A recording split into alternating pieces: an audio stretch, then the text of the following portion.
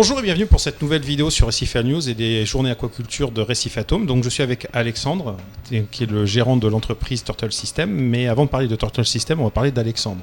Peux-tu te présenter et nous expliquer ce que tu fais et comment t'en es arrivé là ? Alors, je m'appelle Alexandre Burkard, je suis aquariophile depuis un petit moment maintenant, bientôt une vingtaine d'années, donc une passion qui commence à dater un peu. Je suis tombé très très rapidement dans le récifal et le marin. J'ai fait un tout petit peu d'eau douce avant, mais de façon très limitée. Et puis le marin a pris un peu comme un virus, comme beaucoup de gens. Et voilà, donc de multiples bacs, de plus en plus gros, des réductions de temps en temps, puis des augmentations de taille de temps en temps aussi. Et puis des grosses augmentations de taille aussi, notamment tout récemment, avec quand même une petite spécialisation dans tout ce qui est SPS, Acropora. Voilà, moi je suis vraiment un grand fan de tout ce qui est un peu branchu, avec des polypes et 4 ou 5 couleurs différentes. Donc voilà. Alors comment on passe Alors tu as monté une structure, je suppose, tu es encore dans ton entreprise ? Non, je suis en SAS. Tu es passé en SAS ? D'accord, ok. Comment tu passes du particulier, on va dire de l'amateur, qui aurait pu continuer à bricoler des décomptes et puis voilà, les vendre comme ça aux potes vite fait, à je veux monter mon entreprise. C'est quoi ? Qu'est-ce qui t'a motivé à passer le cap ? Alors c'est une idée quand même de longue date, de l'envie de faire quelque chose dans le domaine pour lier l'utile à l'agréable. Ouais. Avec, je pense, comme beaucoup de gens à une époque, l'envie de se tourner plutôt vers le vivant, avec toutes les difficultés que ça comporte, et puis le monde qui est déjà dans le domaine aujourd'hui. Et puis c'est vrai que moi, depuis le départ, j'ai toujours beaucoup bricolé, beaucoup fait moi-même. C'est vrai que je suis pas très vieux, j'ai déjà 20 ans d'ancienneté dans le récifal. Donc quand il a fallu commencer grand adolescent avec peu de moyens, la seule solution c'était de bricoler, quoi, de faire soi-même.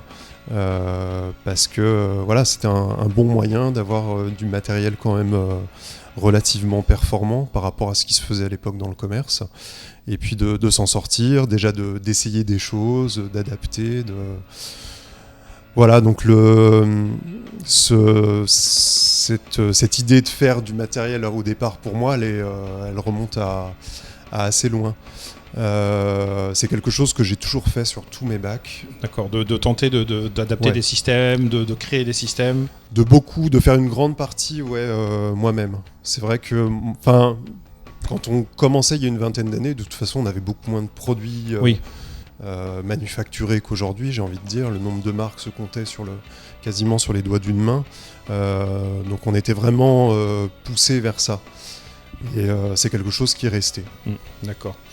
On va pas se le cacher, le marché des écumeurs et des décantations, c'est un marché quand même relativement saturé, que ce soit du verre ou du PMMA, tout simplement, ou PVC, ça dépend des techniques. Ouais, tout à fait.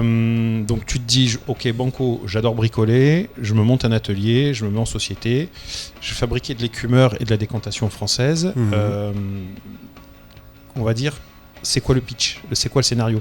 Quel avantage concurrentiel tu as par rapport à... je ne vais pas citer les marques parce qu'on n'est pas là pour faire comparaison, n'est pas raison, on va dire, mais tu te dis, ok, je crée mon système, qu'est-ce que tu veux apporter ? Alors, le Made in France, ça, ok. Il y a déjà un peu de ça. Voilà.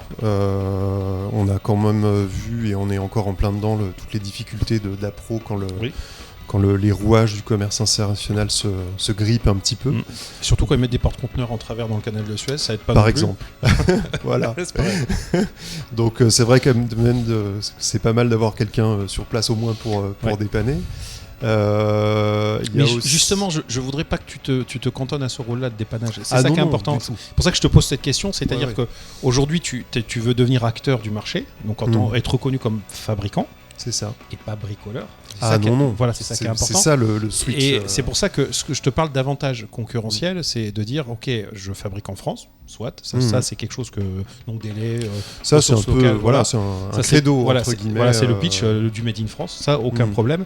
Mais dans les technologies, les matières que tu vas employer, justement, quelle est la différence ? Et bah là-dessus, justement, on essaye de faire les choses un petit peu différemment. Alors, moi, je travaille essentiellement un matériau qui s'appelle le solide surface, qui est, en résumé, un composite. C'est une partie de plastique et une partie de poudre minérale, qui est similaire à ce qu'on retrouve d'ailleurs dans les résines antiphosphate, d'où cette couleur blanche du matériau quand il n'est pas teinté. C'est un matériau qui se travaille bien, qui a le gros avantage d'être réparable. Oui. Même si c'est faisable sur de l'acrylique, c'est quand même beaucoup plus compliqué pour arriver à quelque chose de propre. Oui. Donc c'est un petit plus. C'est un matériau dans lequel on peut faire énormément de choses. C'est une matière plastique, donc ça se scinde, ça se découpe, ça s'usine de plein de façons différentes. Et surtout c'est un matériau très qualitatif. C'est lourd, c'est dense, ça résiste très très bien à l'eau de mer, c'est antibactérien, donc ça se fait pas attaquer par quoi que ce soit. Voilà, le placement du produit, c'est pas d'aller chercher les grands à concurrencer les grandes marques actuelles qui fabriquent en masse des produits plus pour tout le monde. L'eau de couture. Voilà, l'idée c'est d'aller sur des choses un peu plus haut de gamme, avec cette idée justement du sur-mesure et de l'adaptation. On va de plus en plus quand même vers une gamme de base un peu standardisée, histoire d'avoir une base de départ.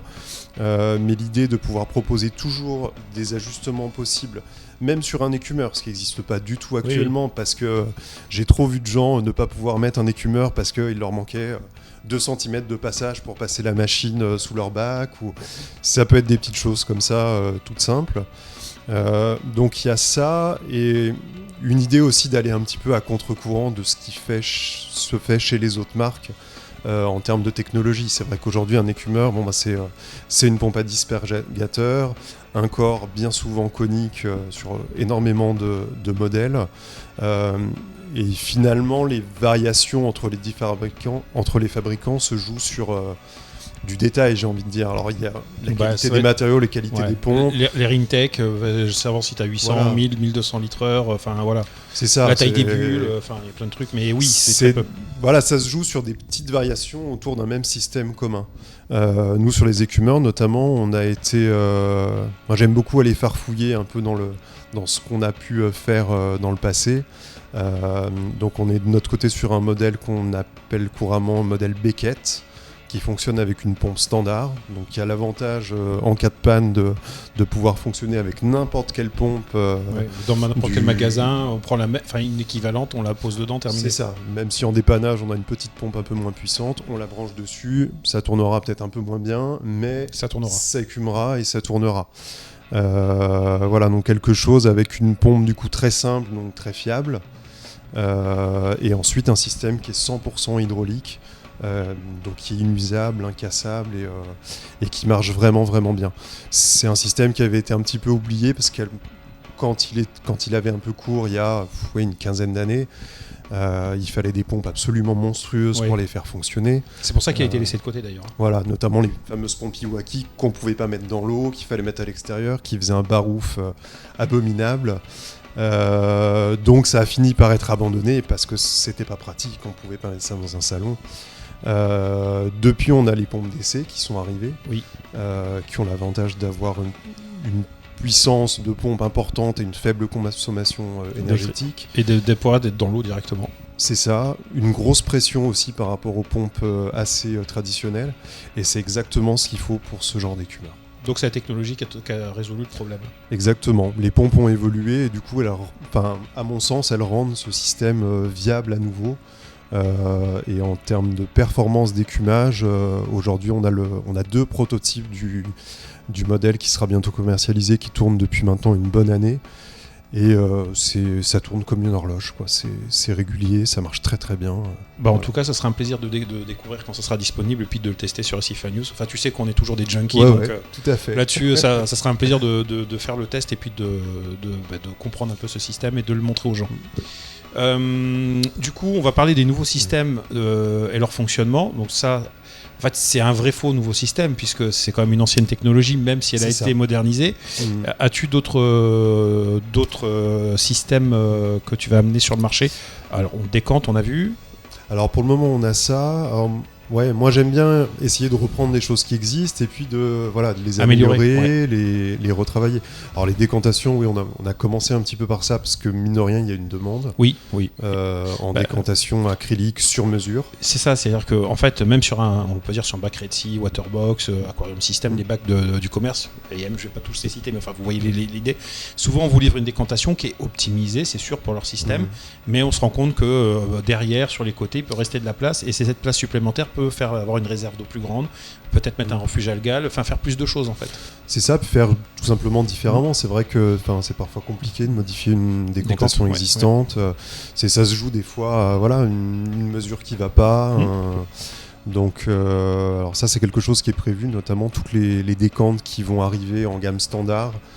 Seront adaptés à tous les bacs des grands fabricants actuels avec des modèles qui collent en termes de dimensions et qui, comme j'ai dit tout à l'heure, resteront de toute façon ajustables à la demande s'il y a un centimètre en trop ou des petites choses comme ça.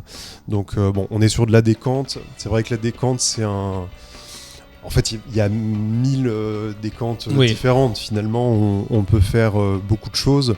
Ça se joue dans l'enchaînement de ces différents éléments. Il y a deux scénarios. Il y a le scénario de la personne qui dit j'ai tant de place dessous, fais-moi une proposition d'une décante type, j'ai tel matériel à rentrer dedans. Donc après toi, c'est toi qui vas faire chauffer les ménages. Exactement. Et puis il y a le puriste qui va lui se faire son petit truc et puis qui va t'envoyer le schéma en CAD.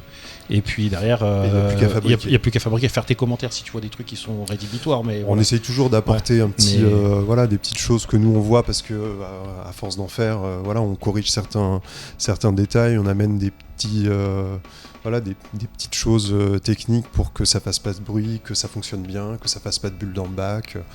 C'est tout sur toutes ces petites choses qu'on essaye de toujours être bien carré.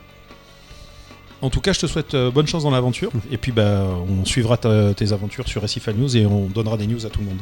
Merci beaucoup. Merci.